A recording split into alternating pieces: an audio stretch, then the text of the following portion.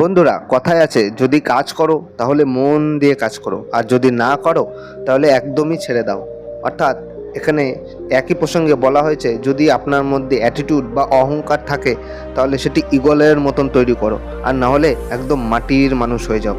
তো এখানে এই কথাগুলি কেন বলা হয়েছে, তো চলো আজকে আমরা ঈগলের এমন কিছু অ্যাটিটিউড বা এমন কিছু তার পরিচয় জানবো, যেটা জানার পর আপনার মধ্যে ঈগলের মতন অ্যাটিটিউড তৈরি করতে বাধ্য। তো চলো ভিডিওটি দেরি না করে শুরু করা যাক। বন্ধুরা, পশুদের রাজা যেমন সিংহকে বলা হয়, ঠিক তেমনি পাখিদের রাজা হলো ঈগল।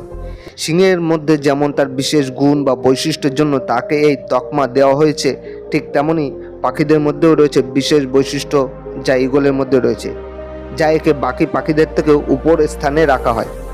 আজকের আলোচনায় আমরা জানবো ঈগলের মানসিকতা এবং সমস্ত বৈশিষ্ট্য, এবং তার থেকে আমরা কি জীবনে শিক্ষা নিতে পারি সেসবও জানবো। ঈগল অন্য পাখিদের মতন কিন্তু দল বেঁধে ওড়ে না, যেখানে অন্য পাখিরা কিন্তু পৌঁছাতেই পারে না। অর্থাৎ নিজের লক্ষ্যে উঁচু রাখো এবং সেখানে পৌঁছানোর জন্য দল ছেড়ে দাও এবং একা চলতে শেখো, অথবা একমাত্র তাদেরই সাথে নাও যারা তোমার মতো দৃষ্টিভঙ্গি রাখে এবং যাদের লক্ষ্য ঠিক তোমার মতন একই।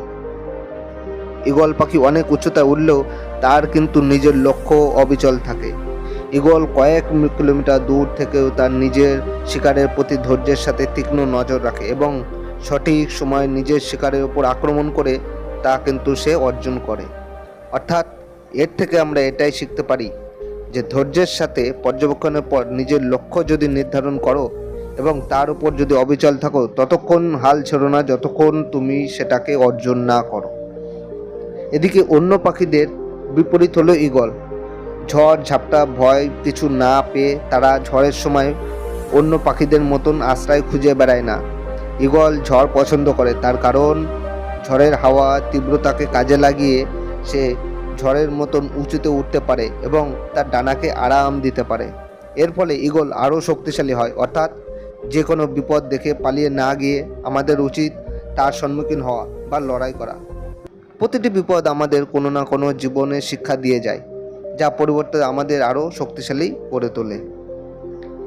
ঈগল নিজের জন্য সঙ্গী খোঁজে আগে তার যোগ্যতা এবং তার সঙ্গীর অঙ্গীকার পরীক্ষা নেয়। অর্থাৎ জীবনে যে কোনো সম্পর্কে যাওয়ার আগে দেখে নাও যে সেই ব্যক্তি তোমার সাথে দৃষ্টিভঙ্গি মেলে কি না, সে তোমার বা তোমার জীবনের লক্ষ্যের প্রতি কতটা অঙ্গীকারবদ্ধ। অর্থাৎ এখানে বলা হয়েছে, জীবনে প্রায় 40 বছর অতিক্রম করার পর ঈগল পাখির শরীর একদম জীর্ণ হয়ে পড়ে। তখন তাকে একটি গুরুত্বপূর্ণ সিদ্ধান্ত নিতে হয়। এক, নিজের কাছে দুর্বলতাকে স্বীকার করে মৃত্যুর বরণ করো, অথবা 2, বেদনাদায়কমূলক পদ্ধতি বেছে নিয়ে নিজেকে পুনর্জীবিত করে জীবনের আরও 30টি বছর উপভোগ করা।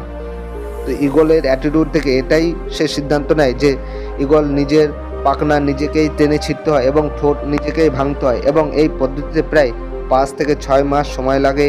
এরপর ঈগল শরীরে নতুন পাখনা ও ঠোঁট আসে, যা তাকে আগের মতন শক্তিশালী ও শিকারে পারদর্শী করে তোলে। অর্থাৎ ত্যাগ ছাড়া সফলতা পাওয়া একদম অসম্ভব। নিজের লক্ষ্যে পৌঁছাতে আমাদের অনেক সময় কঠিন অতিক্রম করতে হয়, কিংবা শেষ অবধি হাল না ছেড়ে দিয়ে ধৈর্যের সাথে যেই লড়াই করতে পারে সেই কিন্তু সফলতার মুখ দেখে। অর্থাৎ এখানে বলা হয়েছে, যদি আপনি জীবনে অ্যাটিটিউড রাখেন তাহলে ঈগলের মতনই অ্যাটিটিউড রাখুন, আর আপনি ঈগলের মতনই সমস্ত ধৈর্য শক্তি মেনে কাজ করলে সফলতা অবশ্যই একদিন আপনার হাতের মুঠোয় ধরা দেবে। তো ভিডিওটি ভালো লাগলে অবশ্যই ভিডিওটা একটি লাইক করবেন, চ্যানেলটি সাবস্ক্রাইব করবেন। দেখা হচ্ছে পরবর্তী অন্য একটি ভিডিওতে।